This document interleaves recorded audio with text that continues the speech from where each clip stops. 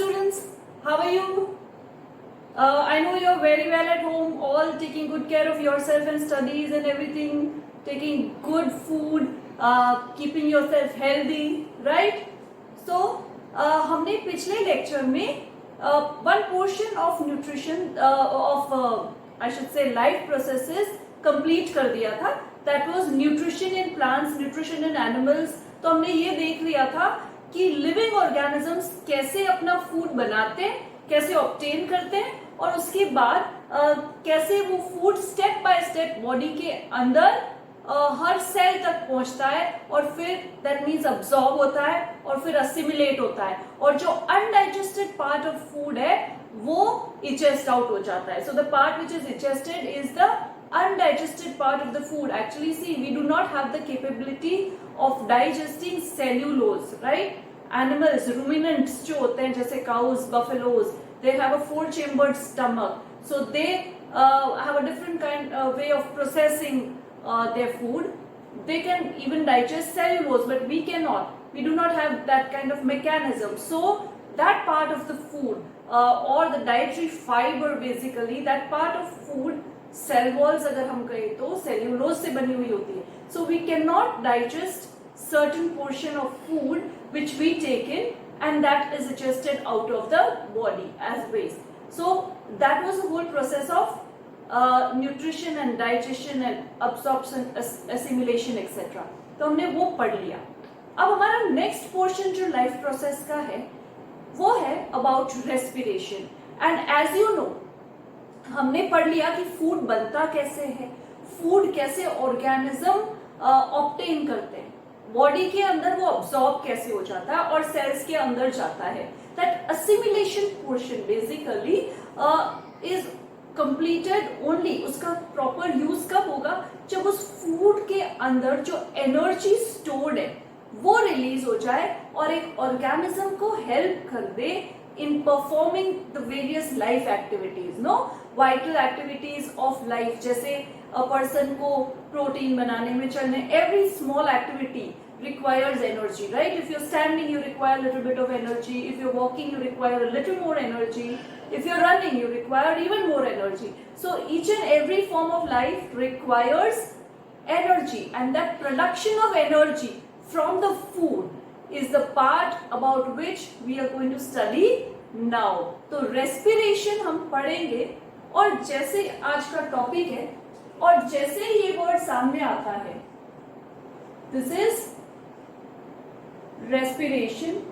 As soon as this word comes or we hear it or it comes to our mind, एक process हमें याद आ जाता है. हम रेस्पिरेशन को जनरली जोड़ देते हैं with the process of taking in oxygen and releasing carbon dioxide or air rich in oxygen and releasing air which is having more carbon dioxide in it. This is a general concept. जब भी हम पूछेंगे कि respiration कर रहा है तो we just relate to that.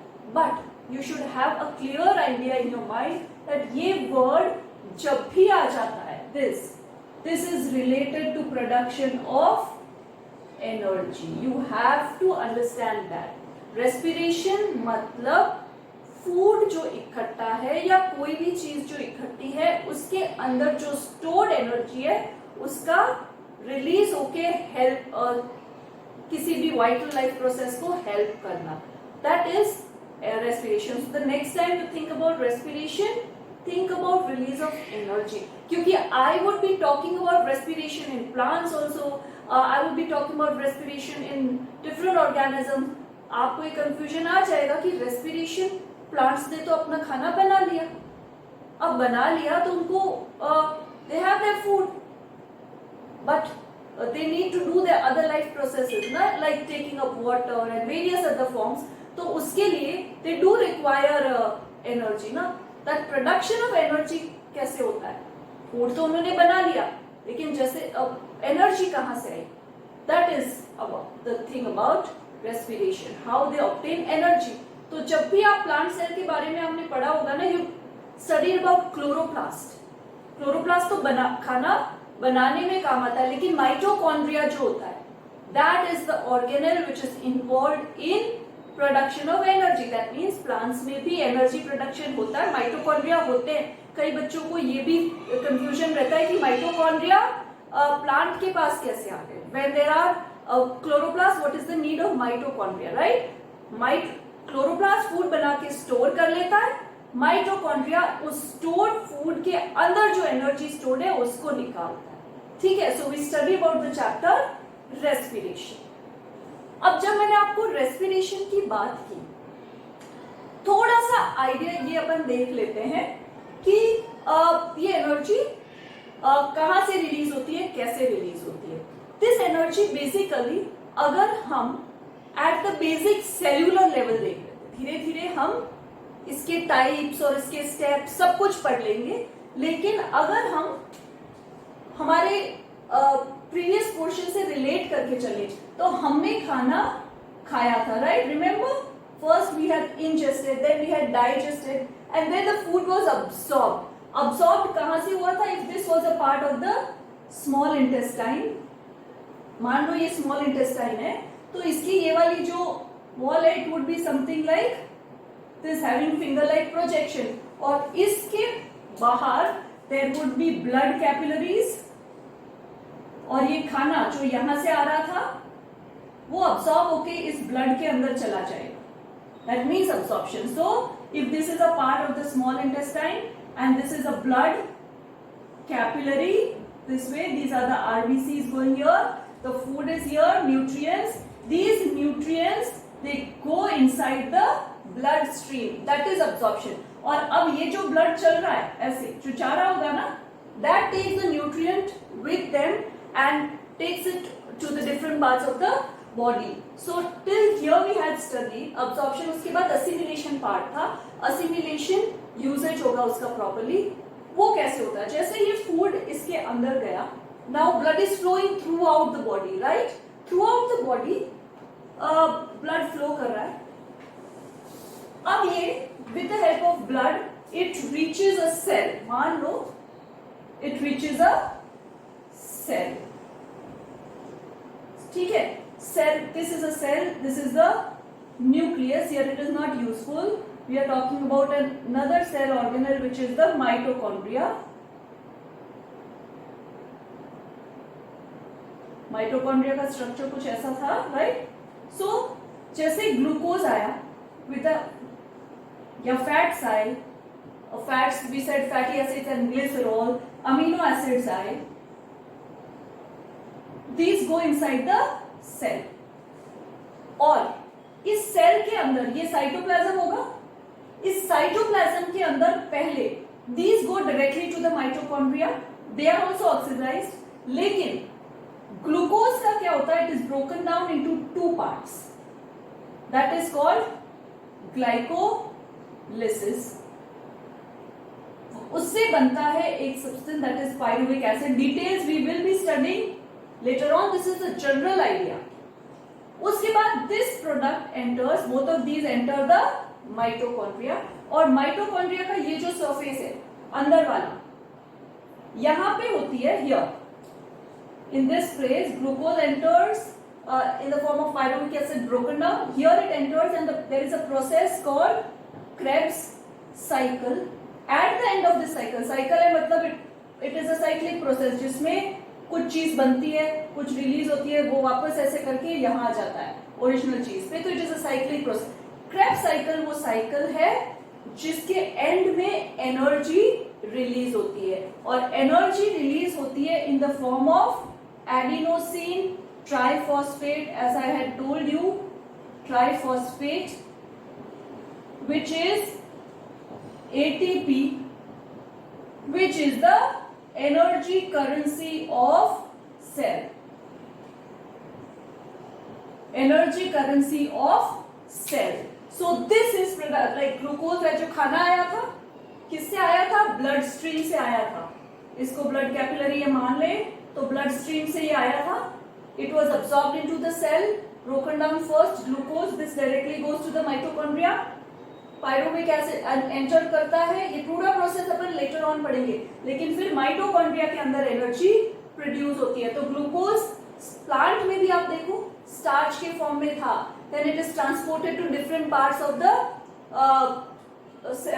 plant, and from there also mitochondria releases energy like this. In plants also this happens. और ये जो energy होगी, this will be used to do various life activities. ये एक idea है how energy is released, and because of this energy only we can do different kind of works. ये कैसे आया?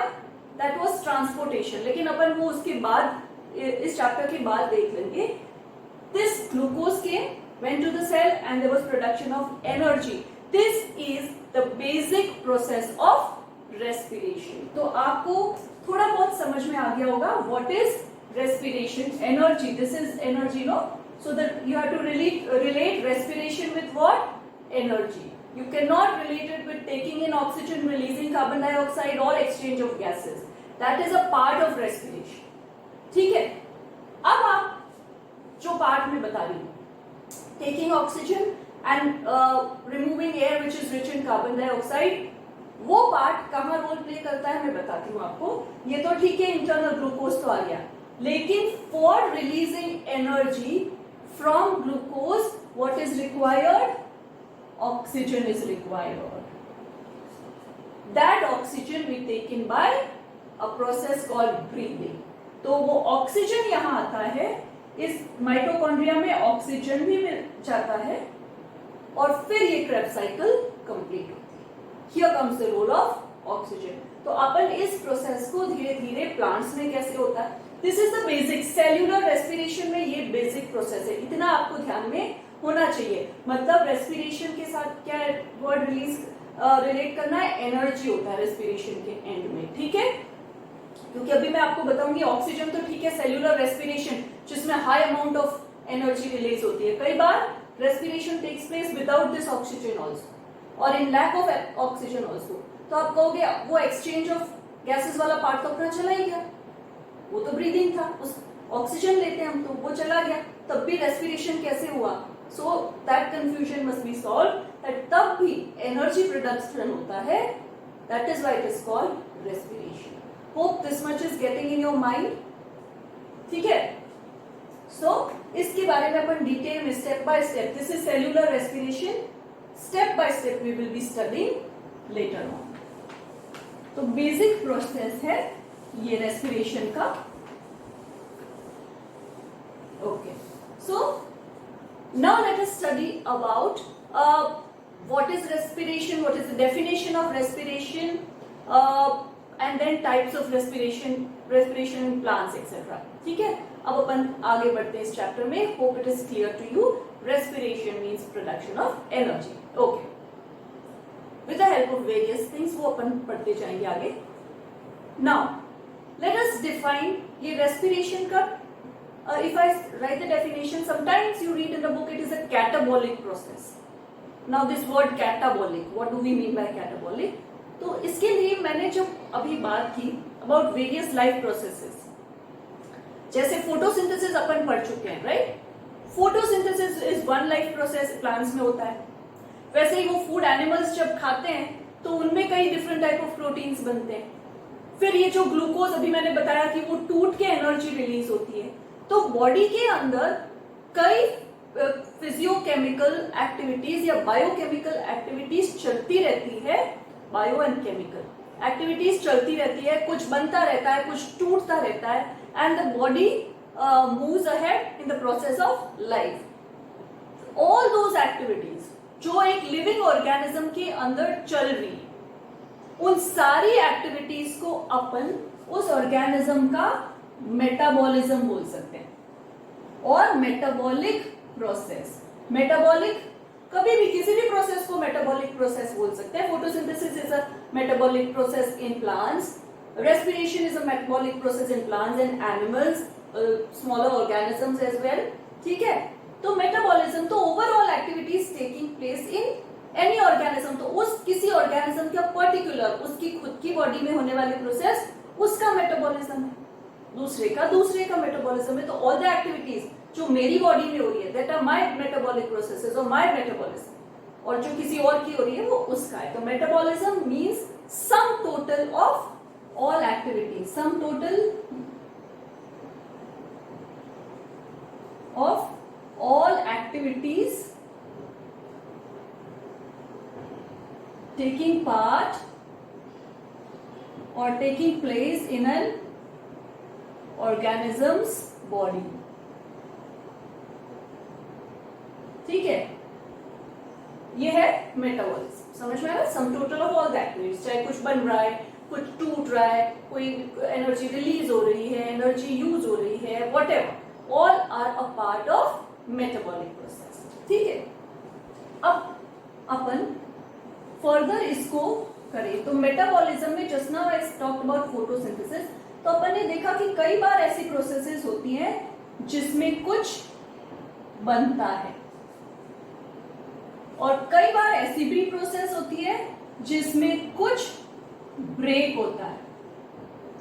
उन दोनों का collection becomes metabolism. So anabolism is one type of process in the body when something is being made. कुछ इकट्ठा हो रहा है तो anabolism. So I can say making something is anabolism. For example, इसका क्या एग्जाम्पल हो जाएगा? Yes, we have studied about its photosynthesis. Photosynthesis plants में एक anabolic process है. Anabolism या anabolic process. Photosynthesis क्यों? क्योंकि उसमें starch बन रहा है. So इसका example very simply one word definition is making. So example is photosynthesis. Making, कुछ चीज बनी तो कुछ चीज टूटेगी. Any process which is breaking something, making and breaking something. देखो ये तो याद रखना बहुत इजी हो जाता है. कैटाबॉलिज्म, अगर अपने हिंदी में ये देखें CATA, काटा, काट के कोई चीज क्या होती है? टुकड़े ही होते हैं ना, उसकी टूटती है, राइट? So catabolism is breaking something, making something anabolism, breaking something catabolism. और इसका एग्जाम्पल होता है रेस्पिरेशन. अभी मैंने थोड़ा सा आपको आइडिया दिया था. रेस्पिरेशन में क्या होता है? Glucose breaks down, then various processes take place and energy is released. तो ये है catabolism, that is respiration. तो अगर मैं respiration का definition बताऊं तो it is a catabolic process. अब आपको अगर वहां ये वर्ड भूल जाओ तो it's okay, write a process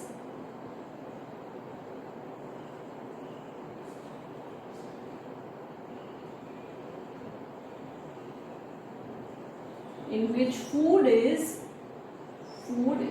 oxidized.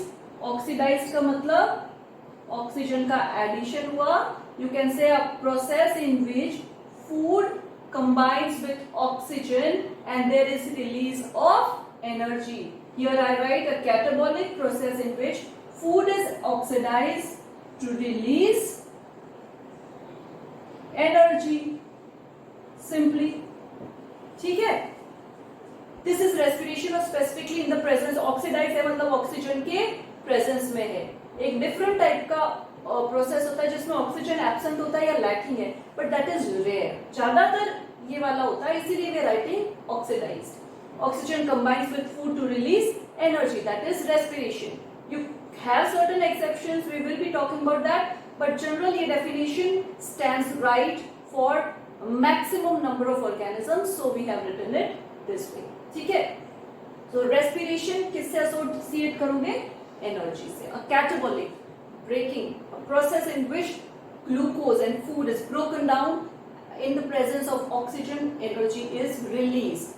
Oxygen अगर नहीं है तो भी food is broken down to release energy.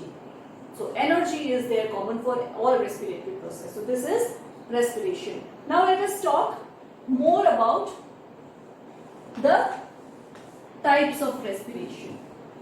अब मैं respiration को थोड़ा सा आपको और एक्सप्लेन करूं तो respiration I can compare it with a process of combustion. Respiration में भी फूड धीरे धीरे ऑक्सीडाइज होता है. Combustion, you must have studied in chemistry, burning, उसमें भी ऑक्सीजन की जरूरत होती है. बस ये है कि respiration is a very slow process. Slowly food burns down to release energy, और combustion is a very fast activity. But energy दोनों के end में release होती है. Combustion में heat के form में होती है, इसके ATP के form में होती है. ठीक है? So it is comparable, but there are various differences. दोनों में common क्या है? Oxygen is used, energy is released. Respiration is a very slow process, but combustion is a fast process. तो कई बार ये ध्यान भी लगाना पड़े, अगर पूछ ले कोई तो आपको कंफ्यूजन नहीं होना चाहिए कि अरे रेस्पिरेशन और कहाँ कंबशन और कहाँ रेस्पिरेशन. सिमिलैरिटीज हैं, right? So that was just a general thing. Now let us talk about the types of respiration.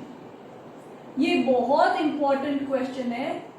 Please pay attention to this. This is a very important question from the point of view of school exams or various different Olympiads or anywhere the equations do come. So please pay attention to this. Types of respiration. There are two types of respiration. One is aerobic respiration.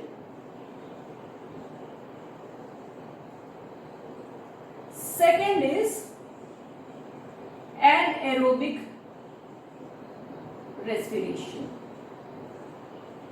There are basically two types of respirations.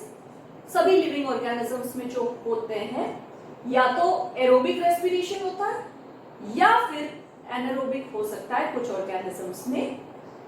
Aerobic respiration you related with this is in presence of oxygen. Presence of oxygen. This respiration takes place in the presence of O2, oxygen. This takes place either in absence or in lack of oxygen, O2. ठीक है? ज्यादातर you can lack नहीं लिखो तो भी लिखो in absence of oxygen, not proper sufficient. Here there is complete combustion of food, here there is incomplete. पूरी तरह से ऑक्सीडाइज नहीं होता फूड, तो here more energy is produced, here very less energy is produced. ठीक है? देखो aerobic word आते ही एयर से रिलेट कर दो. Air is rich in oxygen which goes in, and when oxygen combines with food lot of energy is released, तो वो हो गया एरोबिक. लेकिन कुछ ऑर्गेनिजम्स को इतना सप्लाई ऑफ ऑक्सीजन नहीं मिलता, फिर भी वो एनर्जी प्रोड्यूस कर सकते हैं या फिर भी वो रेस्पायर कर सकते हैं, तो that kind of respiration is called anaerobic respiration. कई बार इसी के लिए वर्ड आ जाता है फर्मेंटेशन. ठीक है? फर्मेंटेशन एनारोबिक रेस्पिरेशन के लिए कई जगहों पे यूज हो जाता है. So don't get confuse. Fermentation type of respiration वैसे तो ईस्ट में होता है, in which oxygen is lacking or absent. Fermentation. So this is the basic idea of the two types of respiration. Respiration taking place in the presence of oxygen is called aerobic respiration. Respiration taking place in the absence or lack of oxygen is called anaerobic respiration. In aerobic respiration lots of energy is released. In anaerobic respiration very less energy is produced. So let us see how they take place and let us write down the equation for both. First, I am writing about aerobic respiration.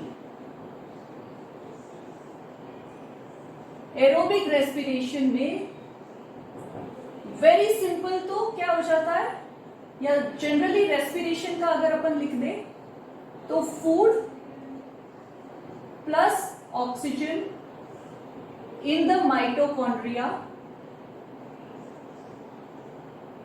gives CO2 plus H2O plus energy. This is a general definition for respiration. याद है respiration? इससे क्या याद आ रहा है? Photosynthesis में क्या था? CO2 plus H2O gives food, and food in the form of glucose था ना? and oxygen. So this way goes photosynthesis. Opposite of that, food plus oxygen gives this again. So respiration is actually opposite of photosynthesis, or it is, as photosynthesis is going one way, respiration going the other way. photosynthesis में food बनता है, respiration में food break होता है. अगर उस इस reaction को मैं, this is a general reaction, you cannot write this when you are writing exactly the equation for aerobic respiration. You write it like this: glucose in the process of glycolysis, this glycolysis takes place in cytoplasm, gives pyruvic acid. ठीक है? This pyruvic acid in the mitochondria. Now, when I'll explain about it in detail, abhi and presence of, this is presence of oxygen. What I've written is presence plus and NCE, presence of oxygen in the mitochondria. It gives 6 CO2 plus 6 H2O plus 38 ATPs. Sometimes it is written as 36. This also is not wrong. 36, 2 of the ATPs produced are utilized in the process itself. So the net practical gain is 36 only. But ideal condition में it should be 38 ATPs. ठीक है? So this is the equation for aerobic respiration. Sorry. ठीक है? ये वाला. अब glucose की जगह आप क्या लिख सकते हो? C6H12O6. Right? In glycolysis, it will be this. Got it? Is that much clear to you? So this you have to, this pyruvic acid is a 3-carbon compound. This is formed, और pyruvic acid हर respiratory process में बनता है, चाहे वो aerobic हो या anaerobic हो, दोनों में pyruvic acid. ये वाला step तो कॉमन है, ग्लाइकोलिसिस वाला कॉमन है. उसके बाद अगर ऑक्सीजन है तभी माइटोकॉन्ड्रिया में होगा, ऑक्सीजन एब्सेंट है तो साइटोप्लाज्म के अंदर ही कुछ अदर प्रोडक्ट बन जाता है, वो अपन अभी डिस्कस करते हैं. ठीक है? So this much is clear. This is the equation for aerobic respiration and this takes place in all higher organisms. Higher organisms के लिए एनारोबिक रेस्पिरेशन टॉक्सिक हो जाता है. ना टॉक्सिक वर्ड कई बार पढ़ो ना तो don't exactly related with that it is highly poisonous और द ऑर्गेनिज्म विल डाई और समथिंग. नो, एनारोबिक रेस्पिरेशन अगर किसी ऑर्गेनिज्म की बॉडी में होता है, मसल्स में कई बार होता है, अभी मैं बात करूंगी, तो that is not good, not very good. अगर वही होता रहेगा तो लेटर ऑन इट में कॉज प्रॉब्लम्स. अदरवाइज कई बार वो होता है सडनली टॉक्सिक वर्ड के लिए you can use not very good for higher organisms. ठीक है? Always anaerobic is seen in lower organisms. Hope that is clear. Okay, so अब ये हो गया aerobic respiration. Let us now talk about anaerobic respiration, and I am writing the word fermentation here. Fermentation. See, fermentation actually जो yeast या lower organisms वाला होता है ना, that is there. But sometimes lactic acid fermentation भी word आ जाता है in certain books. So I am relating कि anaerobic respiration की जगह ही fermentation लिख देते हैं. So I have written it here so that you can relate it. Okay? First, anaerobic respiration can be seen at two places. एक तो एक organism होता है yeast, Saccharomyces cerevisiae. ठीक है ना? Yeast. Yeast is what? It is a unicellular fungus. Unicellular fungi होता है yeast. और ये yeast Saccharomyces cerevisiae is the scientific name of this, and this fungus, unicellular fungus, इसमें एनारोबिक रेस्पिरेशन देखा जाता है. Second place where we have to study certain other organisms, very lower organisms show anaerobic respiration. We talk about yeast because ये कई बार commercially humans के भी use में आता है. Second place where this we have to study anaerobic respiration, where it is occurring, is in human muscles. ठीक है? Human muscles. When does it happen? अभी तो मैंने aerobic की बात की. In normal condition, yeah, every part of the human body or body of organisms, aerobic respiration ही होता है. But sometimes what is happening? That aerobic respiration cannot suffice. Like for example, a person is doing vigorous exercise. At that time वो सांस ले रहा है, उसके other body cells में energy जा रही है, oxygen जा रहा है, but that oxygen does not become sufficient enough to produce energy in the muscles to reach all the muscle cells because they are being used excessively. तो तब anaerobic respiration देखा जाता है in the lack of oxygen in muscles of humans. तो अपन इन दोनों को अब पढ़ते हैं and let's see how they are useful for human beings. Okay, so first I'm talking about yeast. Food or sugar you can say, glucose you can say, in cytoplasm of yeast. I'm talking about the organism yeast. In it take place. Food in the glycolysis, where does it take place? In cytoplasm. और food की जगह आप better word glucose से glycolysis better use होता है because the sugars use करते हैं. Food or glucose in the cytoplasm is giving pyruvic acid. This pyruvic acid, now oxygen is absent. In absence of oxygen, अब oxygen का absence है तो mitochondria में जाने का सवाल नहीं है. So where does this takes place? In the cytoplasm itself. In the absence of oxygen, pyruvic acid is slowly converted to ethanol, which is an alcohol, plus carbon dioxide, plus 2 ATP. See the number of ATPs produced, it is only 2 ATP. Ethanol, C2H5OH, it is an alcohol. What is ethanol? A type of alcohol. So I was saying ethanol is one type of alcohol. Again I write it down if you had written about it. If you had missed out, should I write it again? You must be having your equations. Ethanol is one type of alcohol. The other thing, CO2 is produced, and the third thing is ATP, adenosine triphosphate, and I had written 2 ATPs, right? So this reaction, the reaction which we had seen, was occurring in yeast. और आपने देखा इसमें दो products हैं. One is ethanol, which is an alcohol. Second is CO2, which is a gas. और because of these two things, this reaction जो अभी हमने पढ़ा in yeast is very useful in commercially for humans in 2 industries. This is used. एक दो industry होती है. One is brewery. What is brewery? Alcohol producing industry.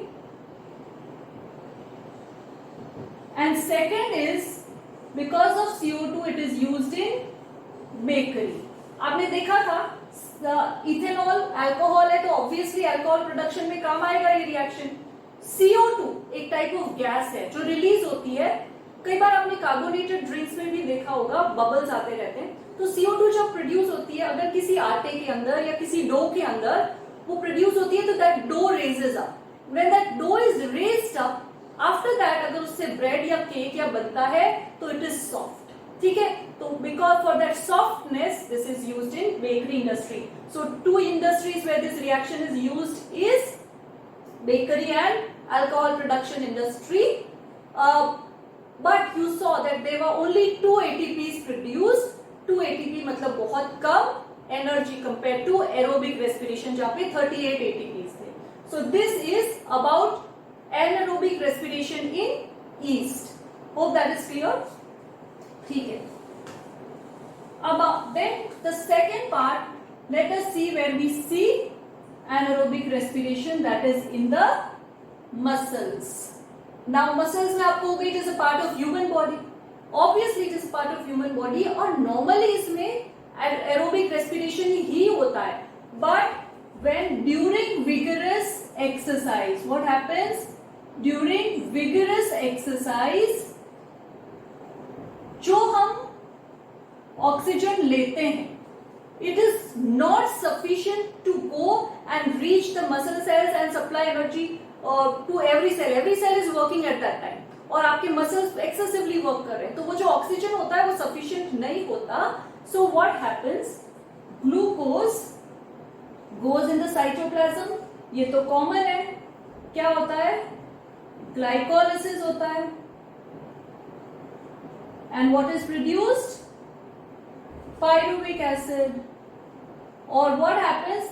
Pyruvic acid से फिर माइटोकॉन्ड्रिया में ना जाके in the cytoplasm only lactic acid is produced plus 2 ATPs are produced. Energy इसमें भी होता है, लेकिन एक कंपाउंड बन जाता है लैक्टिक एसिड. अब इसमें देखो CO2 प्रोडक्शन नहीं, हाँ, एक टाइप ऑफ रेस्पिरेशन. तो this occurs by you write it in lack of oxygen. Lack of oxygen की वजह से प्रॉपर CO2 H2O नहीं रिलीज हो सकता है. क्या प्रोड्यूस हो जाता है? Lactic acid. और ये लैक्टिक एसिड जो है ना, ये आपके मसल्स के अंदर इकट्ठा हो जाता है. कई बार आपने देखा होगा कि आप जब बहुत विगरस एक्सरसाइज करते हैं ना, तो आपके मसल्स में पेन होता है. जैसे पैर में पेन हुआ अगर आप बहुत भागे, तो बहुत दिन तक नहीं भाग रहे, रेगुलर एक्सरसाइज के बाद तो your muscles get used to this work, तो ये फॉर्मेशन नहीं होता. लेकिन initially you feel pain in the legs और यू फील पेन हैंड्स अगर यूज किया है तो. वो क्यों? क्योंकि वह क्या इकट्ठा हो गया?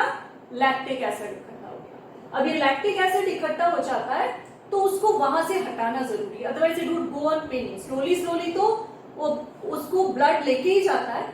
लेकिन आपको क्या एडवाइस किया जाता है अगर बहुत एक्सरसाइज करते हो, पेन होता है, तो व्हाट डज योर मदर से? ममा सेज कि go and put your feet in water, या फिर गर्म हॉट वाटर बॉटल से सेक कर लो, या just go and put that hot water bottle or running hot water for some time. It will ease out your pain.